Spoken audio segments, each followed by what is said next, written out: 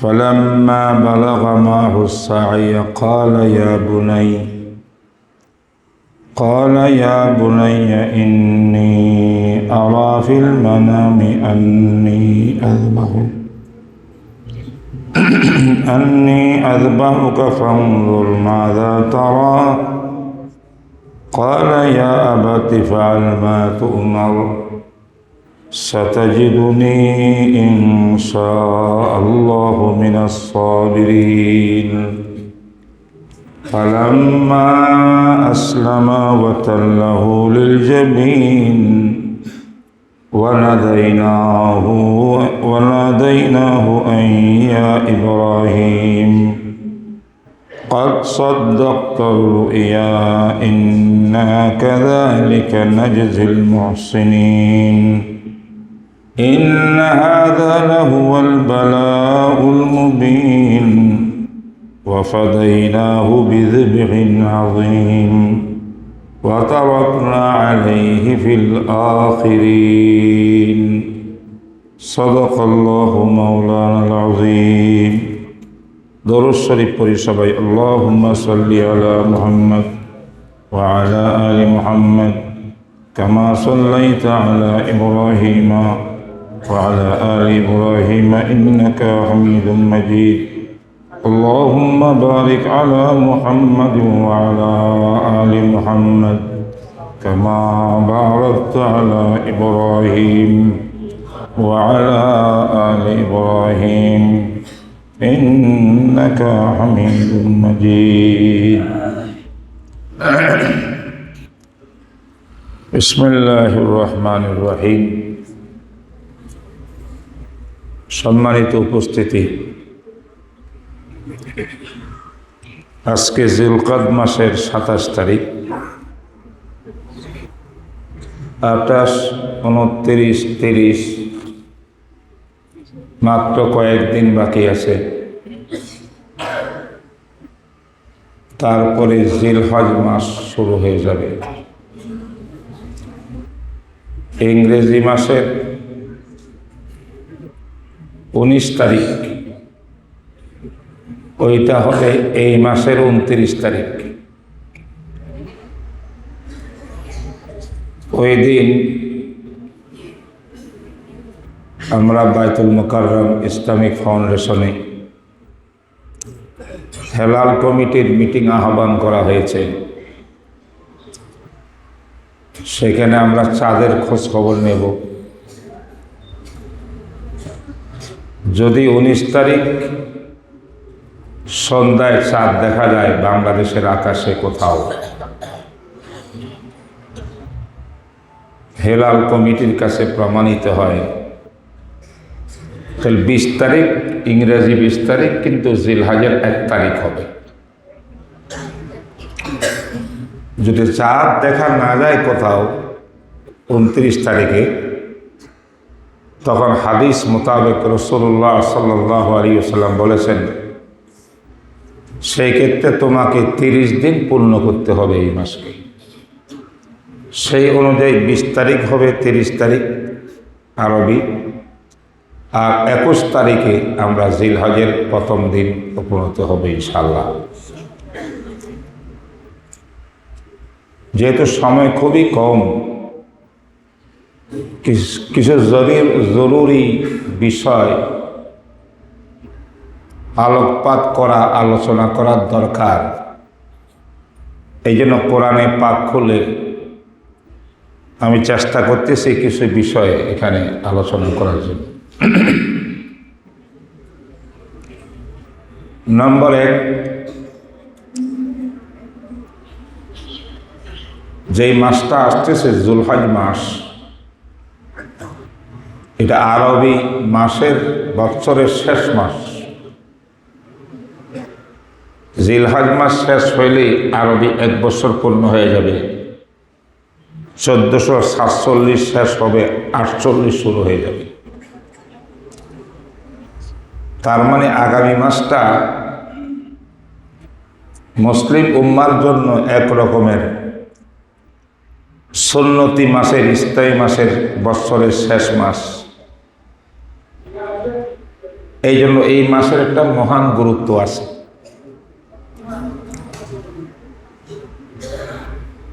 আল্লাহ পাক রব্বুল আলামিন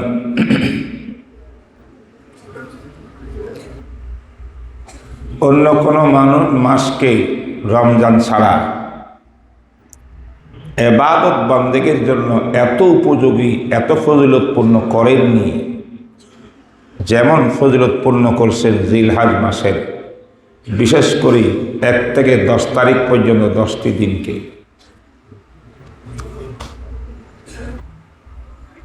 কোরআনে কারিমে সূরা আম্মা পারার ভিতরে একটা সূরা আছে, সূরাতুল ফাজর। ওয়াল ফাজরি ওয়া লায়ালিন আশ ওয়াশ শাফঈ ওয়াল ওয়াতর ওয়াল লাইলি ইযা ইয়াস হাল ফি যালিকা কাসামুন লিযি হিজর। সূরাতুল ফাজর, এই সূরার প্রথম কয়েকটা শপথ আল্লাহ পাক করেছেন। শপথ, এই শপথের মধ্যে মুফাসসিরিনে কেরামের মতামত অনুযায়ী যুলহজ মাসের 1 থেকে 10 তারিখ পর্যন্ত এই দিনগুলো, রাতগুলোর শপথ বাক্য পাঠ করেছেন আল্লাহ। এবং যুলহজ মাসের 10 তারিখের ফজরের কসম করছেন সূরাতুল ফজরে, ওয়াল ফাজরি। এই ফজর থেকে উদ্দেশ্য হল 10ম তারিখের ফজরের নামাজ বা টাইম। ওয়া লায়ালিন আশরিন, 10টি রাতের শপথ করেছেন। 1 তারিখ থেকে 10 তারিখ পর্যন্ত 10টি রাত, এই 10 রাতের শপথ আল্লাহ পাক করে ওয়া লায়ালিন আশ। এই জন্য আগামীতে যে জিলহজ মাসটা আসতেছে, এই মাসের গুরুত্ব অপরিসীম। এটা নিয়ে আমাদের কয়েকটি করণীয়, বুঝার মতো কয়েকটি কথা আজকে বলতে চাই। এটা আজকে বিষয়বস্তু।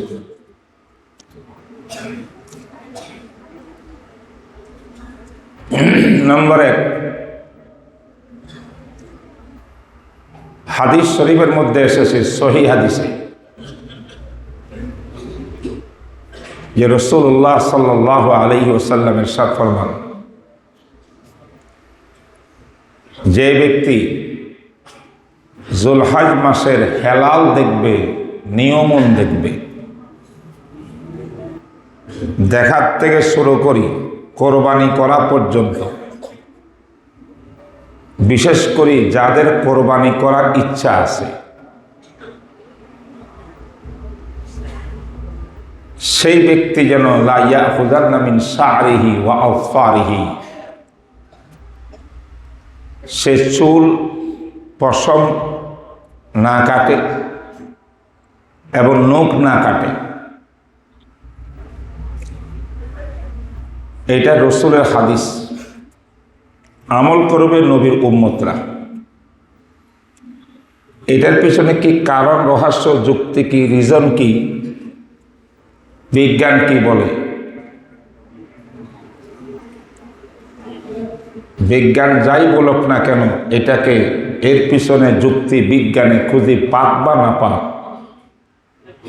আমাদের ঈমান হইল মুহাম্মাদুর রাসূলুল্লাহ যাহা বলবেন তাহা আমরা মানা। এটা হলো নবীর উম্মতের দাবি।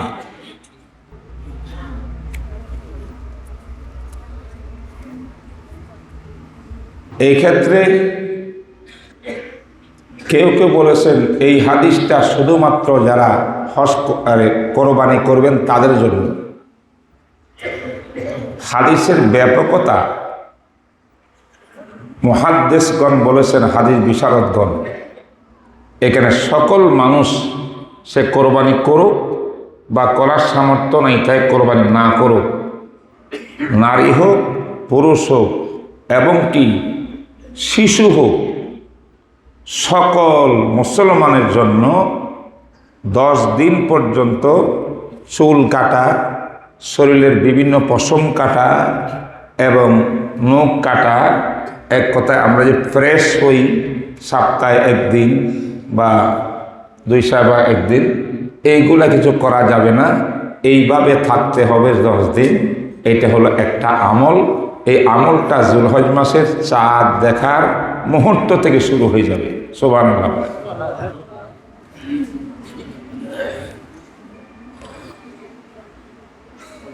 হাদিস বিশারদগণ বলছেন এই কাজটা করলে লাভ কি?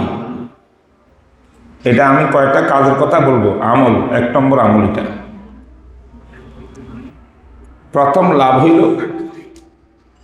যেই মুসলমান নবীর উম্মত আল্লাহ রসুলের হাদিস দেখিয়া এই আমলটা করবে, 1 নম্বর সেই ব্যক্তি মুহাম্মদ রসুলের সাচ্চা উম্মত সাব্যস্ত হবে। কারণ এটা করার পিছনে কোনো যুক্তি আসলে নাই। বিজ্ঞান তালাশ করিয়া এর মধ্যে কোনো রিজন পাবেন না, এমন কোনো যুক্তিসঙ্গত কারণ। তাহলে করব কেন?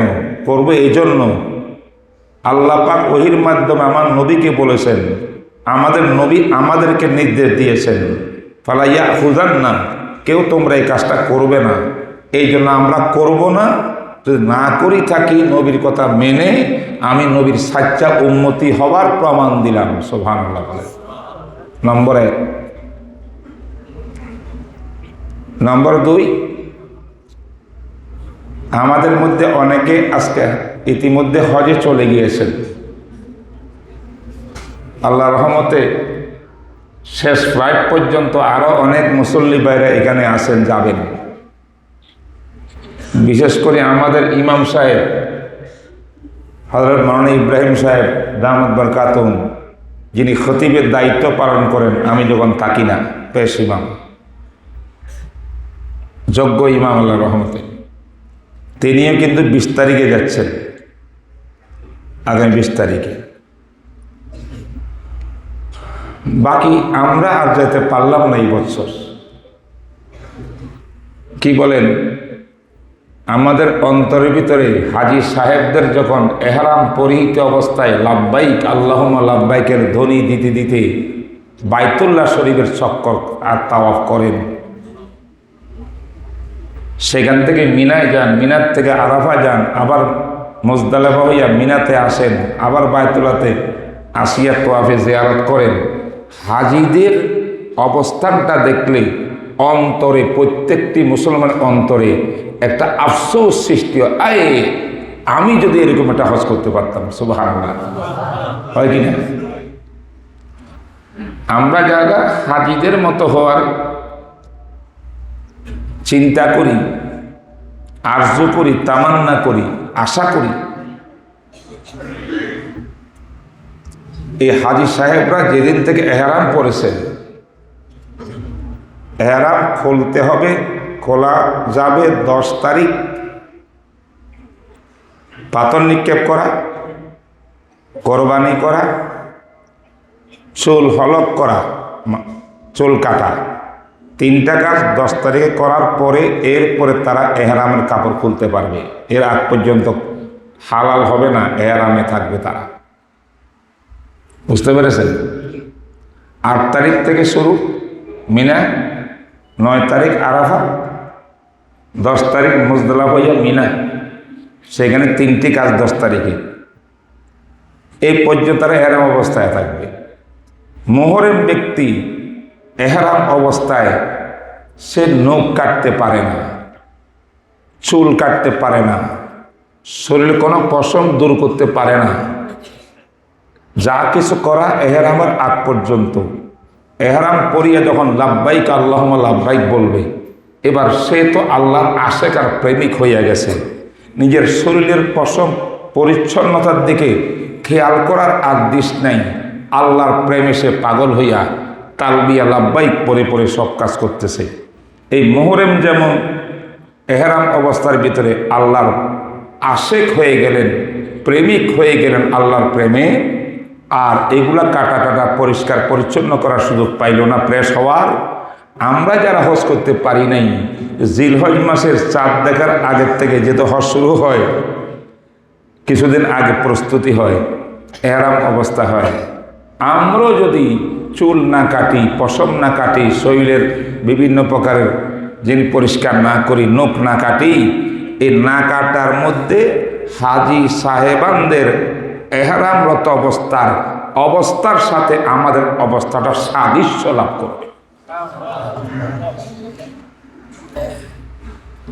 তাফসীরের কিতাবের মধ্যে লিখেছেন যে রাসূলের এই হাদিসকে ফলো করতে পারি আমরা যদি নাকি বাংলাদেশের মধ্যে বসিও হাজী সাহেবদের সঙ্গে সাদৃশ্য গ্রহণ করতে পারি, আল্লাহ পাক যখন এই হাজীর উপরে নূর ও বারকাত রহমতের মশাল বৃষ্টি নাজিল করতে থাকবেন, তার সমস্ত গুনাহ মাফ করতে থাকবেন, আল্লাহ পাক এই হাদিস বলে যারা আমল করিয়া ওদের সঙ্গে সাদৃশ্য গ্রহণ করছে এদের গুনাহ আল্লাহ হাজীদের সঙ্গে মাফ করিয়ে দেবেন। এইটার লাভ। আর আমাদের কাজ সম্পূর্ণ উল্টা। কোরবানি ঈদের একদিন আগে 2 দিন আগে নিজেরাও বাচ্চাদেরকে নিয়ে যাই, চুল কাটো, এই করো সেই করো, ঈদ আসতেছে সামনে। আমরা বুঝি ঈদ আসছে, ঈদ একটা খুশির দিন, খুশির দিনে একটু প্রেস্টেজ হওয়া লাগবে তো। কিন্তু এটা যে এবাদত, এবাদতটা যে আল্লাহর বিধান মোতাবেক রাসূলের দেওয়ার তরিকা মোতাবেক করতে হবে, এই জিনিসটা আমাদের মধ্যে নাই। কিন্তু তাই অত্যন্ত কেয়ারফুলি এই বিষয়টা আমাদের মনে রাখতে হবে। এটা এবাদত, এবাদত আমার মনের ইচ্ছা মতো করলে হবে না, আল্লাহ রাসূলের দেয়া বিধান এবং তরিকা মোতাবেক এই এবাদত পালন করতে হবে, তখনই সেটা হবে সত্যিকারের এবাদত। নম্বর 2, জিলহজ মাসের এই দিনগুলোর আরেকটা বড় আমল হইল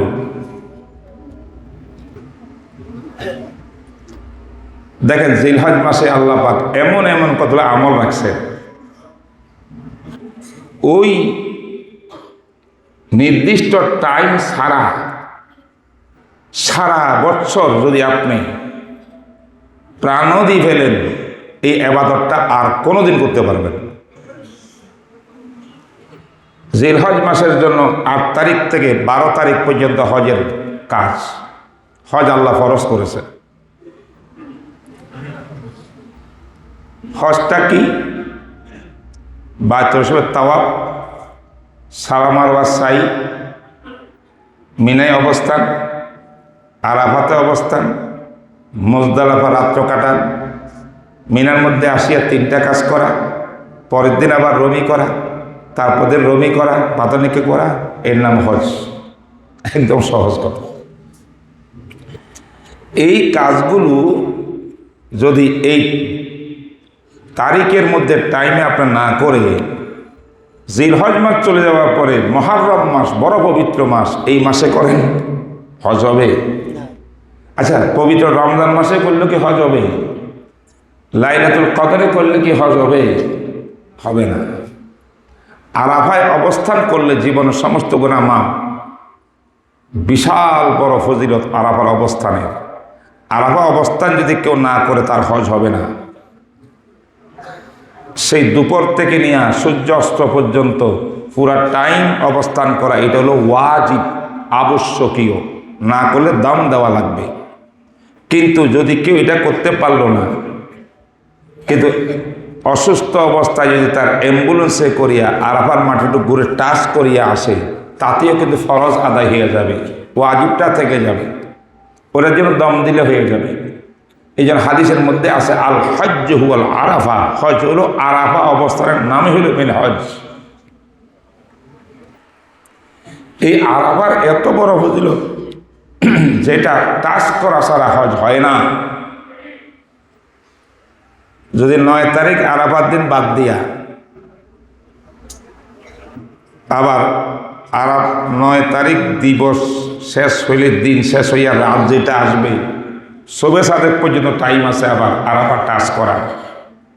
এটা আল্লাহর মেহেরবানি। ইসলামী দৃষ্টিতে রাত আসে আগে, দিন আসে পরে, এই সিস্টেম কিন্তু পুরা সব জায়গার মধ্যে আছে, আরাফার ময়দানও আছে।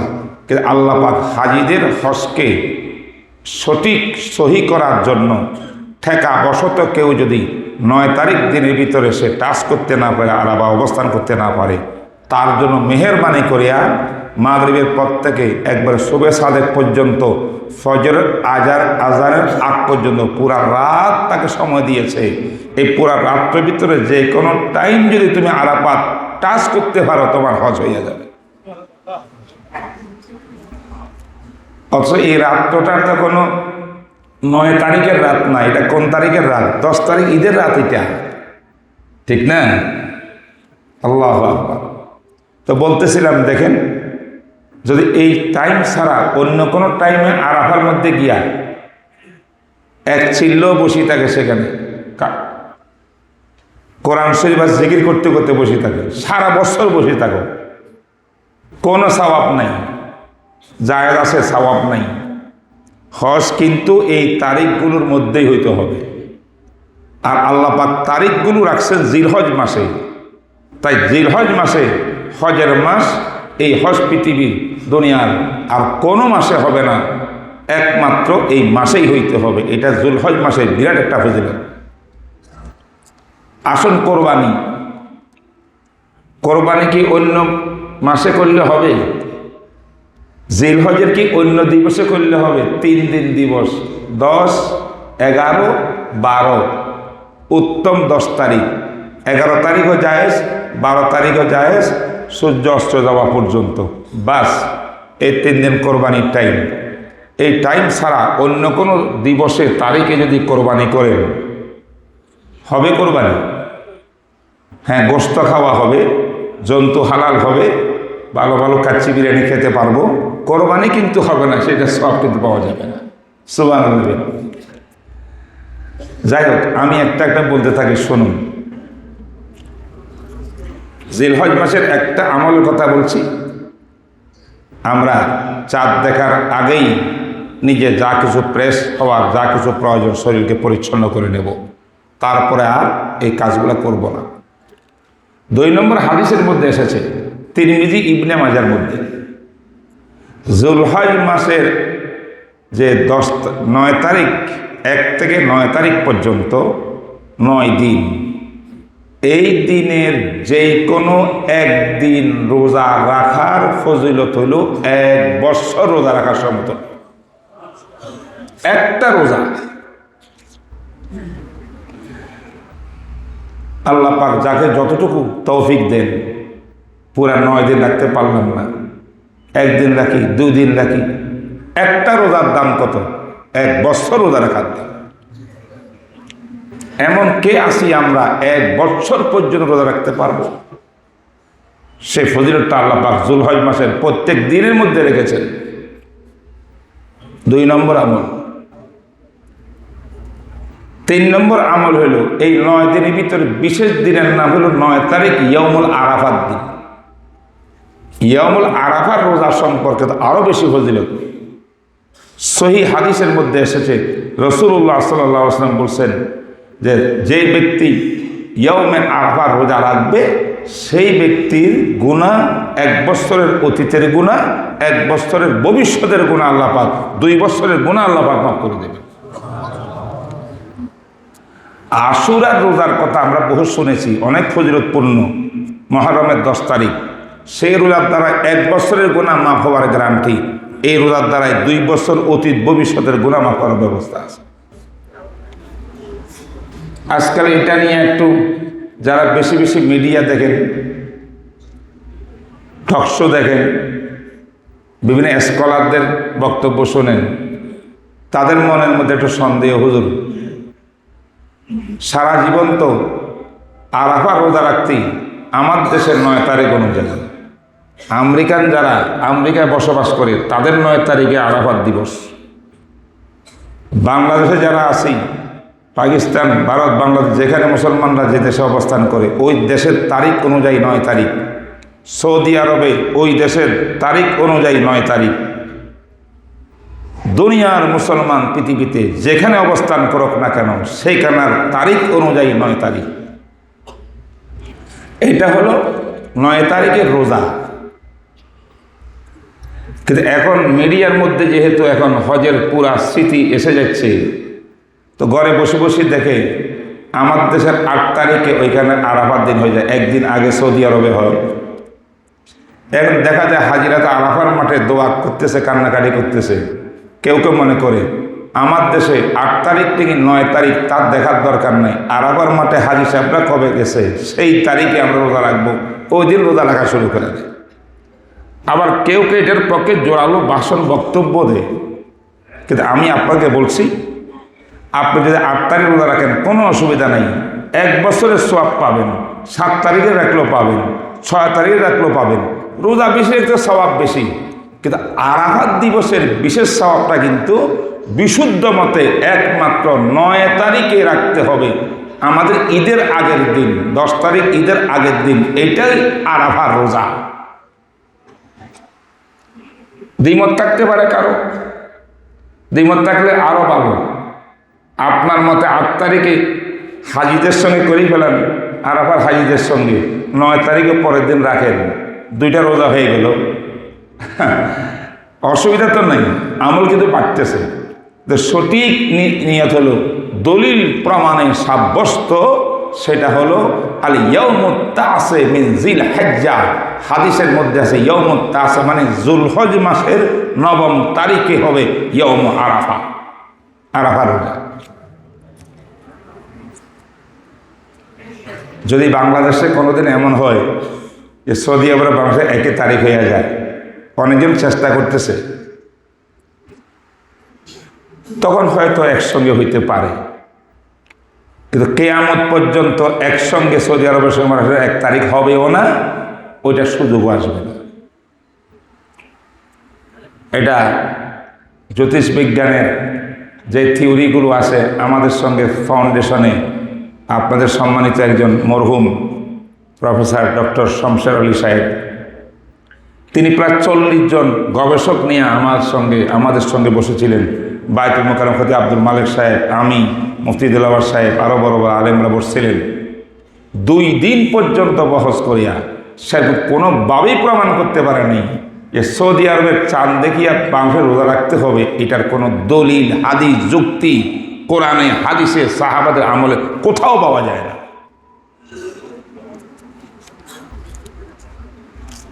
যাই হোক, এইগুলো এখন বহস আমি জুমার মধ্যে করব না।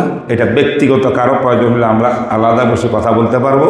আসল বিষয় বলতেছিলাম, রোজা রাখবো আমরা প্রত্যেক দিনে 1 বছরের সওয়াব, আর 9 তারিখের রোজা ইয়মে আরাফার 2 বছরের গুনাহ মাফ। এতটুকু জানছি তো।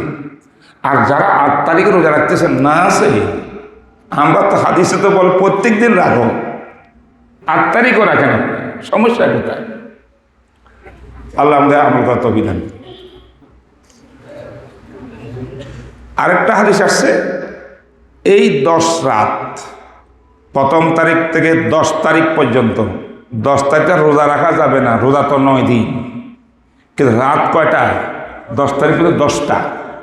প্রতিটি রাতের ফজিলত আল্লাহ পাক এমন রাখছেন জিলহজ মাসের, বিশ্বাস করুন, নবীজির হাদিস তিরমিজি ইবনে মাজার মধ্যে রয়েছে, এক রাত্রে ইবাদত বন্দি করার সওয়াবের পরিমাণ লাইলাতুল কদরে ইবাদত বন্দি করার সওয়াব।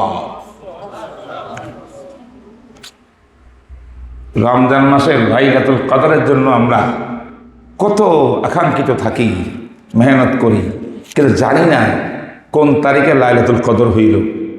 আল্লাহ পাক নির্ধারণ করে দেন নাই, নবীজির জিহ্ন থেকে উঠেই দিয়েছেন। এটা আল্লাহর রহস্য ছিল বন্দার জন্য। কিন্তু জুলহজ মাসের এই রাতগুলোর মধ্যে যে কোনো রাত্রে আপনি ইবাদত করবেন, এই ইবাদতটা লাইলাতুল কদরের ইবাদতের সমতুল্য হবে। এখানে তো দিনটা, রাতটা সুনির্দিষ্ট, লাইলাতুল কদর রমজানের সুনির্দিষ্ট ছিল না। এরপরেও তো নবীর উম্মত আমরা এই দিনগুলোকে হাসি তামাশা বিভিন্ন কাজে দুনিয়ার ব্যস্ততায় কাটাইয়া দিই। এই রাতগুলো যে এত বড় ফজিলত, দিনগুলা রোজার এত বড় ফজিলত, জুলহজ মাস আসছে না অন্য কোনো মাস আসছে, কোনো ব্যস্তম আমার জীবনে পরিবর্তন হয় না। শুধু কোরবানির দিন 10 তারিখে আসিয়া বড় বড় গরু কোরবানি দিতে পারি, এই ছাড়া আমার আর কোরবানি আর আল্লাহর দিকে মোতাবাজ্য হইতে পারি না। এটা দুঃখজনক। এটা কোরআন হাদিসে এই ব্যাপার নাই, বরং এই 10 রাত 10 দিনের কসম শপথ আল্লাহ পাক কোরআনের মধ্যে খেয়েছে। আমল কয়টা হইল? 3টা হইল। প্রথমে একটা বললাম, 2 নম্বর রোজা, প্রত্যেক দিনের রোজার সওয়াব, 3 নম্বর রাতে ইবাদত করার সওয়াব। এবার আসুন 9 তারিখ ঈদের আগের দিন ফজরের টাইম থেকে নিয়ে 13 তারিখ আসর পর্যন্ত তাকবীরে তাশরিক, আল্লাহু আকবার আল্লাহু আকবার, লা ইলাহা ইল্লাল্লাহ, আল্লাহু আকবার ওয়ালিল্লাহিল হামদ, এই তাকবীর দেওয়া, এটা প্রত্যেক নারী পুরুষ সকলের জন্য নামাজের পরে একবার পড়া ওয়াজিব, আবশ্যকীয়। এটা মুস্তাহাব না, সুন্নত না, এটা ওয়াজিব। আপনি জামাতের সহিত নামাজ পড়লেন নাকি একা একই নামাজ পড়লেন, সর্বাবস্থায় ওয়াজিব। আবার সুন্নত হইল এই তাকবীরকে উচ্চ আওয়াজে বলা পুরুষেরা, আর নারীরা মেহেরবানি করে নিম্ন আওয়াজে বলবে, কারণ তারা নারী, তাদের আওয়াজ শব্দও পর্দা। ইসলামের বিধান, আমার তো আর আপনার কিছু চিন্তা করে কোনো লাভ নাই, শরীয়ত এটাই বলে। তা এই তাকবীরের তাশরিক এটা একটা ওয়াজিব আমল। কোরবানি যেমন ওয়াজিব আমল, তাকবীরের তাশরিক করো ওয়াজিব আমল। আমরা বলে যাই, আমাদের মা বোনরা ঘরে করেই না, তারা জানেই নেই অনেকেই। এটা একটা বিধান, প্রত্যেক নামাজের পরে, এমনকি ঈদের নামাজের পরে। সুবহানাল্লাহ। উলামায়ে কেরাম লিখছেন, তাকবীরের তাশরিক কেন আল্লাহ পাক ওয়াজিব করলেন বান্দার উপরে? এর নির্দেশন টাইমে 9 তারিখ ফজর থেকে 13 তারিখ আসর পর্যন্ত, কারণটা কি? আল্লাহু আকবার। তাফসীর কারকগণ বলেছেন,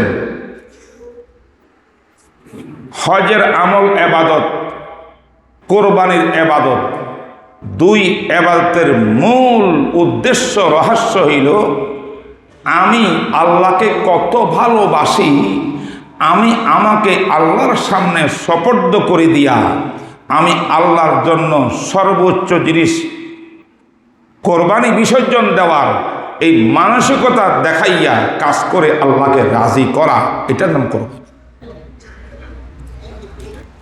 একটা জরুরি বিষয় বলি,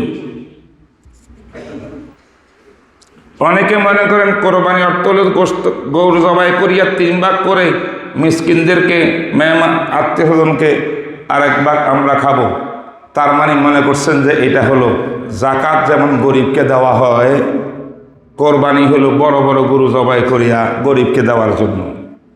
বিশ্বাস করেন, কোরবানির ইবাদতের সাথে গরিবদেরকে গোশত দেওয়ার কোনো সম্পর্ক নেই। ভুল বুঝিয়েন না ভাই। সুন্নত হইল আপনি গোশত 3 ভাগ করেন, যেটা শুনছি ওইটাই শুদ্ধ। সুন্নত, সওয়াব পাবেন। গরিবদেরকে ঈদের মধ্যে শরিক করেন, আপনি আত্মীয় স্বজনকে খুশি করেন, হাদিয়া দেন, তারাও আপনাকে হাদিয়া দেব, নিজেও ক্রেতা করবেন। যদি আপনি 1 টুকরা গোশত কোনো গরিবকে না দেন, আপনার কোরবানির কিছুই হবে না। দিলে কিন্তু সওয়াব পাবেন আপনি, দেওয়াই উচিত। কি বলেন, দেওয়া উচিত না? ঈদ কি শুধু আমাদের জন্য, বড় লোকদের জন্য, যারা সামর্থ্যবান কোরবানি করতে পারে ওদের ঈদ নাই? 100 বার দিবেন, কিন্তু মাছটা বয়ান করতেছি, আপনি যদি 1 টুকরো না দিলেন, কোরবানি নষ্ট হয়ে গেছে না? কোরবানি হবে, কোরবানি সহি শুদ্ধ করে হবে, কোনো অসুবিধা নেই। কারণ কি? কারণ হলো কোরবানি আসলে গোশতের সাথে সম্পর্ক না, কোরবানি আপনার হৃদয় অন্তরের সাথে সম্পর্ক।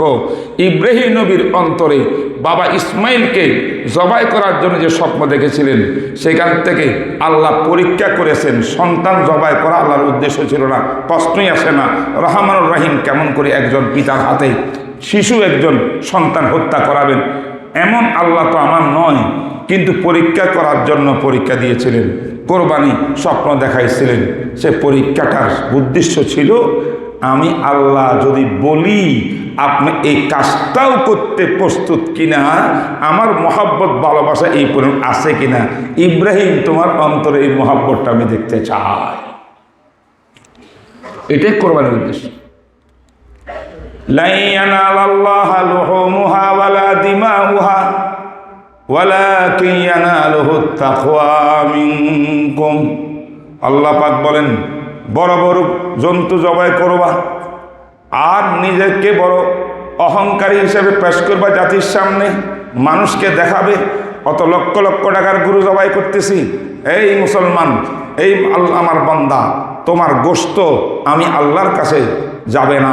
আমি আল্লাহ তোমার গোশতেরও মুখাপেক কিনা, তোমার রক্তেরও মুখাপেক কিনা, চামড়ারও মুখাপেক কিনা। আমি একটা জিনিস দেখতে চাই, সেটা তোমার হৃদয়ে ছুরি চালানোর সময় আমার প্রেম আর মহাব্বত ভালোবাসা ছিল কিনা, এটাই দেখতে চাই। এটা হলো কোরবানির আসল কথা। আজকে আর কথা পূর্ণ করা যাবে না, 15 হয়ে গেছে।